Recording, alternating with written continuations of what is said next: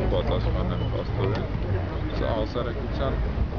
համբերության վերջի կատիլներն են լցվում արդեն, ինչպես նկատում եք, այս դեպքերը մեկը մյուսին հաջորդում է եւ այս դեպքը ուղղակի առանձնանում է նաեւ նրանով, որ հարված է այս անգամ անպատժելիության մթնոլորտում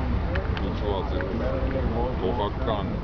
կարելի ասել նորմերի, գողական բարքերի հարվածել է մեր պետականության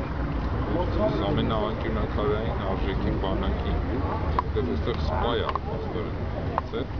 այն էլ բժիշկ սպա, եւ սա խոսում է, որ շատ վտանգավոր չափերի է հասել, այս երևույթը արդեն հնարավոր չի լռել,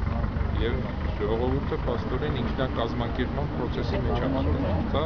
դրա վառ վկայությունն է, որ ժողովուրդը ինքնակազմակերպվում է, այս է ճանապարհը լինելու սրանից ազատվելու, որովհետև այդ քրեական, օլիգարխիական ամբողջ սիստեմը այս քաղցկեղի նման վիադերքն է վերցել, սրա առաջ այն է, որ ժողովուրդը ինքը ինքնակազմակերպի ու վերջապես գիտակցի, որ ինքը պետք է պետություն ստեղծի։ Սա պետություն չի, որը իր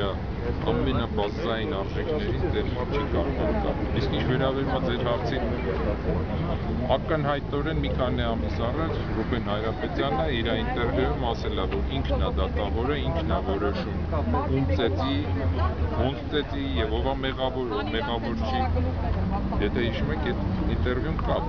ապատատվում է ինտերնետում բոլորը կարող են տեսնել։ Մի քանի ամիս առաջ ասված խոսք կա։ Հիմա դրա պտուղներն ենք մենք քաղում։ Այն նորմերի, գողական նորմերի, որը տարածված է Հայաստանում։ Վախություն չկա, թե ինչպես եւ նախկինում եղել է։ Ոչ, վախություն չկա, ես վստահ եմ, որ մեր ժողովուրդը արթնանում է եւ շատ արագ ազատվելու է այս ամբողջ որպես կաշմար, այս ամբողջը որպես կաշմար է դիտելու։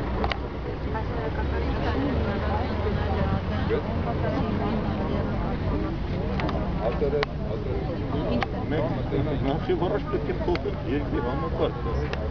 ինձ ենք մենք ասում, այս նախագահական համակարգը սպառել է, դրանից պետք է ազատվել։ Եթե մի քաղաքական համակարգի մեջ հակակշռման կանխեկանիշներ չկա, ամենափոքրությունը լինելու է մեր երկրում ամենը։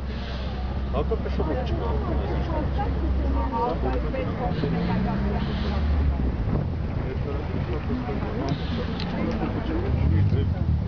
Չեմ պատկերացնում։